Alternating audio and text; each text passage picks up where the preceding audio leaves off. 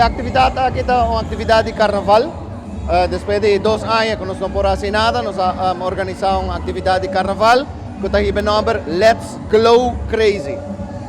É a atividade com cada classe tem um tema, cada classe apresenta um tema, tour com um shirt decorar, com um tema, com um headpiece, e às vezes é a atividade aqui também serve como um fundraising para nosso projeto de inovação. Bom, nós somos um mês, nós temos 250 alunos, então cada está apresentando à noite. Nós temos seguro, maneira porta bisame hoje, nós temos quase 500 gente a bem caba aqui, então nós estamos muito contentes com a acolhida com o evento. Então cada classe está por trabalhar na mesma criatividade, nós temos um tema, e se não vai casco na casa por trabalhar e elaborar o tema de cada classe.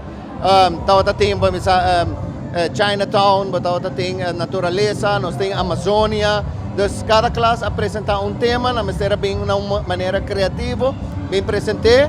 Cada classe também atrás baile, atrás speech. A reina de classe está presente, o príncipe Pancho de classe também. Então, junto, nós apresentamos show de mais ou menos 10 minutos.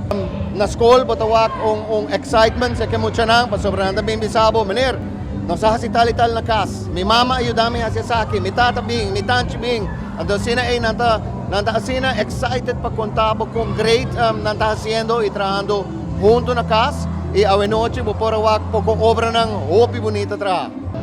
Ela começa uma ideia chiquito, pouco a pouco ideia que cresce, vira mais grande e tantengo esse mang nanta bayendo, nós busca mais tribuna agora aqui para gente sinta para sobra a toda tinha sina bom acolhida acaba na começo dos nós preparamos para a noite tá bonita atividade. Começando a agradecer é maior não é muito não entre família com a trabalhar junto, naturalmente é maestro não também com apone hobby empenho traz ideia na bem com a criatividade não tá oferecendo na hora na livre hora aqui para bem ajuda a escola de seguro e nós acercar diferente comerciante para ajudar-nos também, aunque com custa fregar, nós vamos ir andar, nós vamos pouco ajuda também. Nós estamos muito agradecidos na maior família, muito e naturalmente o público a noite que bem e está comprando e está presenciando o show.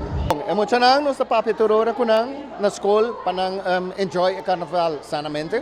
Nós estamos pedindo maior também para nós estar bom exemplo para muito se e cuida e já para gente do pueblo disfrutar de último ya patapisa el last lap agora aqui de carnaval sa desean tour doce temporada ainda de carnaval.